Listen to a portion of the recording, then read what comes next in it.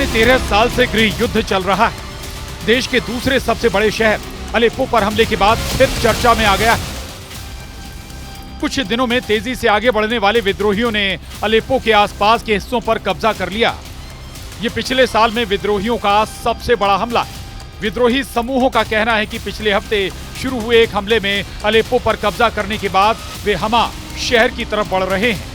इस बीच सीरिया और रूसी सेना के द्वारा किए गए जवाबी हमले में 10 बच्चों समेत 25 से ज्यादा लोगों की मौत हो गई। वहीं सीरिया युद्ध के बीच आई एक पुरानी तस्वीर को देखकर रूस के राष्ट्रपति पुतिन की नींद उड़ गई। सीरिया युद्ध के बीच आई इस तस्वीर को देखकर रूस के राष्ट्रपति पुतिन भी सोच में पड़ गए। इस तस्वीर में एक तरफ हयात तहरीर अल शाम यानी HTS के नेता जुलानी और उसके आसपास उसके कमांडर खड़े हैं। जुलानी के सामने टेबल पर वॉर मैप। तस्वीर में जुलानी अपने कमांडर्स को हुक्म दे रहा है। साल 2013 की ये तस्वीर अब जाकर सामने आई, लेकिन इस तस्वीर से बहुत से राज खुल चुके हैं। पूरी दुनिया को जुलानी की ताकत के बारे में पता चल गया है। रूस को बहुत बड़ा झटका लगा। अब तक पुतिन समझ रहे थे कि दुश्मन कमजोर है, लेकिन पुतिन भी अब समझ चुके हैं कि दुश्मन पिछली बार से बहुत ज्यादा ताकतवर और हाईटेक हो चुका है। दुश्मन पर गोली से काबू करना मुश्किल सा हो गया। इसलिए रूस को गोलों की जरूरत पड़ेगी, मिसाइल की जरूरत पड़ेगी, फाइटर प्लेन की जरूरत होगी, तब कहीं जाकर जुलानी को काबू किया जा सकेगा। लेकिन पुतिन के पास हथियारों की कमी पड़ गई। पुतिन के तमाम हथियार इस वक्त यूक्रेन फ्रंट पर बिजी हैं।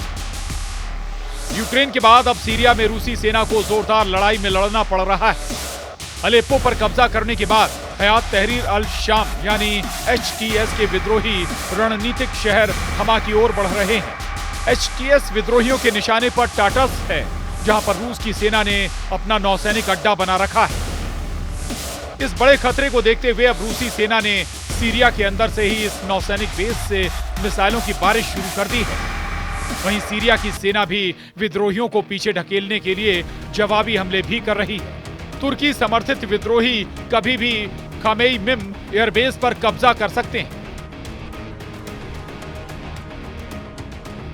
हमा शहर सीरिया का चौथा सबसे बड़ा शहर है और अब विद्रोहियों की नजर सीरिया के इसी शहर पर है। बुधवार को पुतिन की सेना ने विद्रोहियों पर जोरदार हवाई हमला बोला। इसके बाद एक्शन में आई सीरियाई सेना ने विद्रोहियों को 10 किलोमीटर पीछे ढकेल दिया। सीरिया के लिए हमा इसलिए भी अहम है क्योंकि राजधानी दमिश्क की सुरक्षा के लिए हमा पर असद की सेना का कब्जा जरूरी है।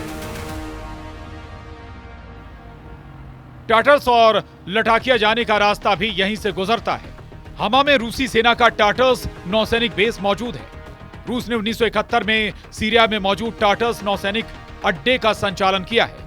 रूस अभी भी सीरिया में खमीमिम एयरबेस का संचालन करता है। एक्सपर्ट्स के मुताबिक सीरिया भूमध्य सागर में मॉस्को का एकमात्र सैन्य आधार है। पूरे भूमध्य सागर और उत्तरी अफ्रीका में रूस की ताकत के लिए टाटर्स नौसेना बेस बेहद अहम है। रूस टाटर्स बेस का इस्तेमाल सीरिया के उत्तर पूर्व में अमेरिकियों को संतुलित करने और यूरोप के साथ ही चीन के खिलाफ अपनी शक्ति को प्रदर्शित करने के लिए करता रहा है। रूसी नौसेना के इस बेस पर जब से खतरा मंडराया है, रूस एक्शन में आ गया है। लेकिन रूस का अब यही पावर सेंटर खतरे में पड़ गया है। HTS के अलावा इस लड़ाई में उसे तुर्की के समर्थन वाले सीरियाई मिलिशिया सीरियन नेशनल आर्मी का भी साथ मिला हुआ है। इस बीच हजारों की तादाद में आम नागरिक इस लड़ाई की वजह से विस्थापित हो चुके हैं। कड़कड़ाती ठंड में लोग सड़क के किनारे और टेंटों में जिंदगी बिताने के लिए मजबूर हैं। सीरिया पहुंचे संयुक्त राष्ट्र के विशेष दूत डेविड कार्डन ने दावा किया कि सीरिया युद्ध की वजह से करीब 1,15,000 लोग विस्थापित हो चुके हैं। युद्ध के वक्त अस्पतालों की जिम्मेदारी और भी बढ़ जाती, लेकिन दुख और हैरत की बात यह है कि हमले में अस्पतालों की सेवाएं भी पूरी तरह से प्रभावित हुई हैं। टेंशन में सिर्फ रूस ही नहीं है, बल्कि ईरान और तुर्की के बीच भी ठन गई है।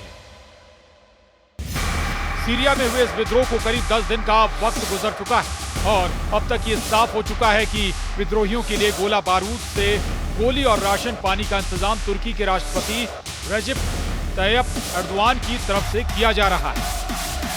HTS विद्रोहियों को तुर्की का खुलेआम समर्थन है।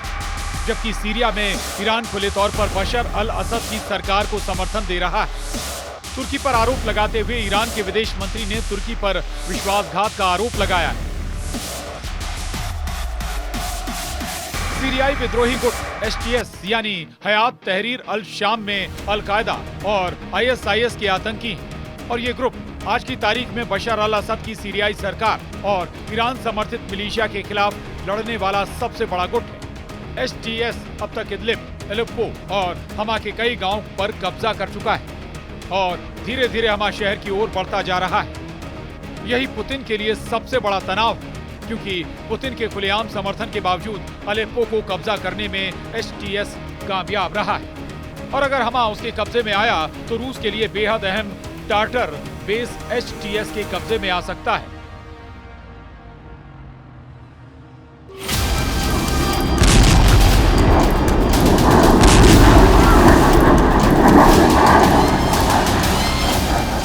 Bureau report, news 18।